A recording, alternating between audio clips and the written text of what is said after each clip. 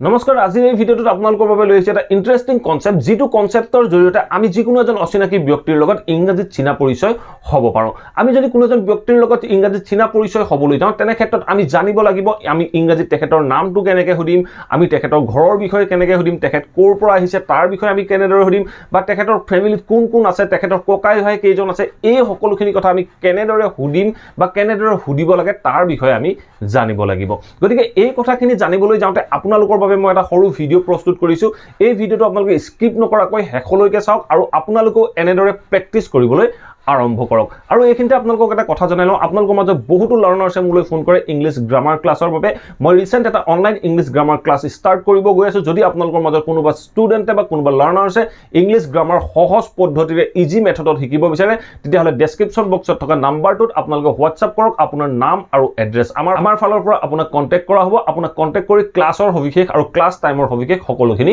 জনোৱা হ'ব সো আহক এতিয়া ভিডিওটো আৰম্ভ কৰো আৰু যদি ভিডিওটো চাই ভাল পাই লাইক আৰু শেয়াৰ কৰি যাব সো আপোনালোকে এনে ধৰণে প্ৰেক্টিস কৰিব আৰু যদি চেনেলটো সাবস্ক্ৰাইব কৰে প্লিজ সাবস্ক্ৰাইব কৰি অল নটিফিকেশন অন কৰি ল'ব সো আহক এতিয়া আপোনালোকক কেইটামান কোৱেশ্চন কৈ যাম আৰু সেই কোৱেশ্চন কেইটা এনসাৰ মই দি যাম আপোনালোকো এনেদৰে কোৱেশ্চন কৰিবলৈ শিকক আৰু এনেদৰে এনসাৰ দিবলৈ শিকক সো আমাৰ ফাৰ্স্ট কোৱেশ্চনটো হ'ল হোৱাটছ ইয়োৰ নেম বা what is your name what is your name বুলি কোৱাৰ লগে লগে আপোনালোকে দুই ধৰণে ইয়াৰ এনসাৰ দিব পাৰে ফাৰ্স্ট ধৰণে আপোনালোকে ক'ব পাৰে যে my name is Nabajyoti Duarah বা আপোনালোকে ক'ব পাৰে I am নৱজ্যোতি দুৱৰা আপোনালোকে কেতিয়াও myself নৱজ্যোতি দুৱৰা বুলি ক'বলৈ যত্ন নকৰিব আপোনালোকৰ যি নাম হয় তাক ক'ব myself কেতিয়াও ইউজ নকৰিব হয় আপোনালোকে ইউজ কৰিব my name is নহলে আপোনালোকে ইউজ কৰিব I am so এই দুটা পদ্ধতিৰে আপোনালোকে নাম ক'বলৈ যত্ন কৰিব নেক্সট কোৱেশ্চনটো হ'ল where are you from মানে আপুনি ক'ৰ পৰা আহিছে বুলি কওঁতে আপুনি য'ৰ পৰা আহিছে তাৰ বিষয়ে ক'ব আপুনি ক'ব যে I am from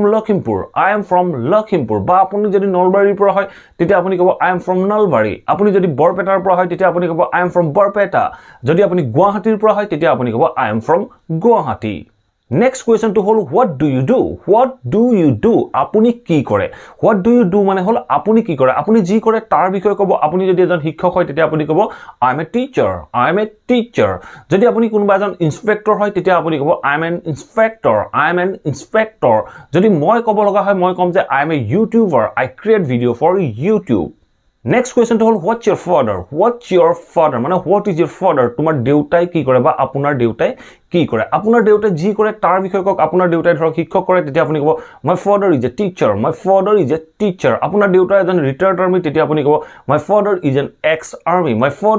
ex army মোৰ দেউতা এজন ৰিটায়াৰ্ড আৰ্মি সো এনেদৰে আপোনালোকে আপোনাৰ দেউতাই যি কৰে তাৰ বিষয়ে ক'ব পাৰে আপোনাৰ যদি মাৰ বিষয়ে কোনোবাই সুধে বা আপুনি কাৰোবাৰ মাৰ বিষয়ে সুধিব লগা হল আপোনাৰ মায়ে কি কৰে what's your mother আপোনাৰ দাদাই কি কৰে what's your brother আপোনাৰ ভন্টিয়ে কি কৰে what's your sister এনেদৰে আপোনালোকে what's your sister বা what's your father what's your mother use কৰিব পাৰে এতিয়া হল নেক্সট কোৱেশ্চনটো হল how many siblings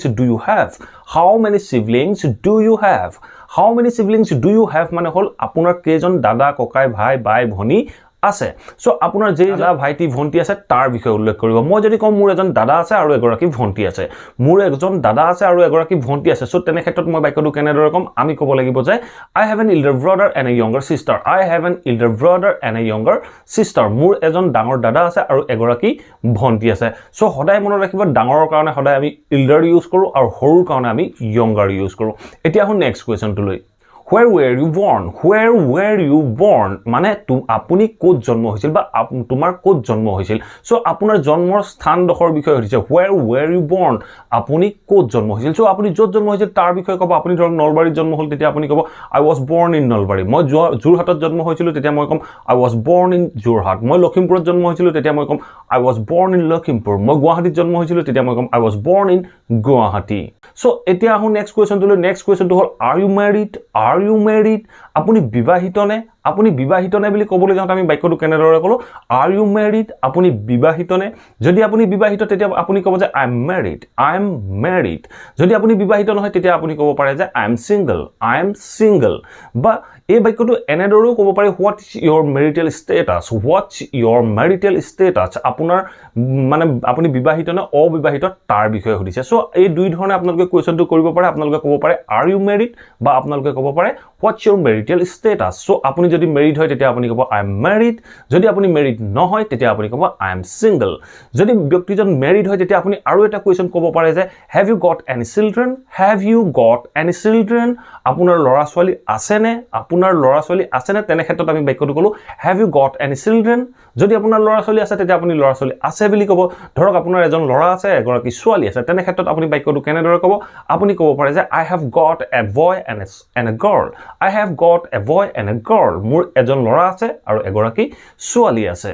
আৰু কিছুমান ক্ষেত্ৰত ল'ৰা ছোৱালীৰ মাজত দেখিবলৈ পোৱা যায় যে তোমাৰ ফোন নম্বৰটো দিবা নেকি বা তোমাৰ ফোন নম্বৰটো ল'ব পাৰিম নেকি এনে ধৰণৰ কোৱেশ্চন উঠে সো এনে ধৰণৰ কোৱেশ্চনবোৰ আমি কেনেদৰে সুধিব পাৰিম আমি ক'ব পাৰোঁ যে could I get your number বা could I get your phone number could I get your phone number আপোনাৰ বা তোমাৰ ফোন নম্বৰটো ল'ব পাৰিম নেকি সো আপুনি যদি ফোন নম্বৰটো দিব বিচাৰে তেতিয়া কেনেদৰে ক'ব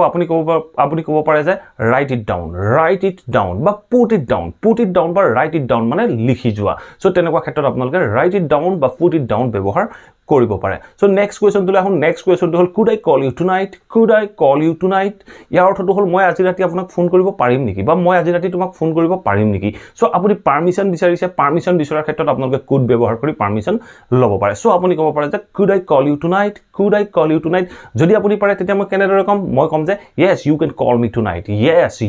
কল মি টুনাইট হয় আপুনি মোক আজি ফোন কৰিব পাৰিব যদি নোৱাৰে তেতিয়া আপুনি ক'ব পাৰে যে no you can't call me tonight এতিয়া আহোঁ আমি নেক্সট কুৱেশ্চনটো হ'ল হেভ ইউ গট আ কাৰ আপোনাৰ গাড়ী আছেনে সো যদি আপোনাৰ গাড়ী আছে আপুনি কেনেদৰে উত্তৰ দিব আপুনি উত্তৰ দিব পাৰে যে য়েছ আই হেভ গট আ কাৰ মোৰ এখন গাড়ী আছে তেনেকুৱা ক্ষেত্ৰত আমি বাক্যটো ক'লো য়েছ আই হেভ গট আ কাৰ বা কুৱেশ্চনটো আমি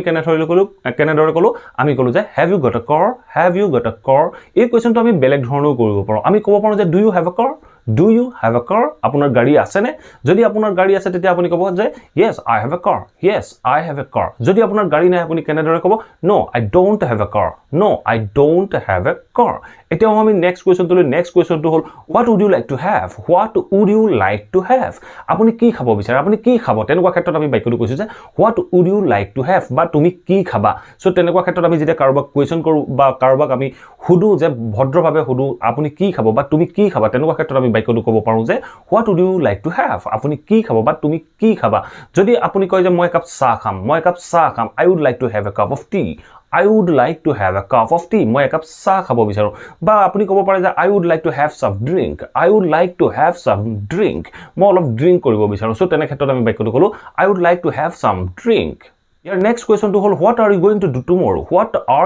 টু ডু টুমৰো মানে অহাকালিলৈ তুমি কি কৰিবা বা আপুনি কি কৰিব আপোনাৰ প্লেনিং কি তাৰ বিষয়ে মই জানিব বিচাৰিছোঁ সো তেনে ক্ষেত্ৰত মই কুৱেশ্চনটো ক'লো যে what are you going two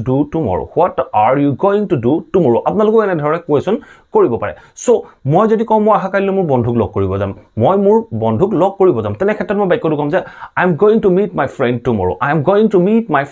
টুমৰো মই অহাকালিলৈ মই মোৰ বন্ধুক লগ কৰিব যাম বা যদি মই কওঁ মই এখন চিনেমা চাব যাম মই অহাকালিলৈ এখন চিনেমা চাব যাম তেনে ক্ষেত্ৰত মই বাক্যটো ক'ম যে I am going to watch a movie tomorrow মই অহাকালিলৈ এখন মুভি চাব যাম নেক্সট কুৱেশ্চনটো হ'ল when will you return to home মানে তুমি ঘৰলৈ কেতিয়া উভতি আহিবা বুলি কওঁতে মই উত্তৰটো দিব পাৰোঁ যে মই অহাকালিলৈ আবেলিলৈ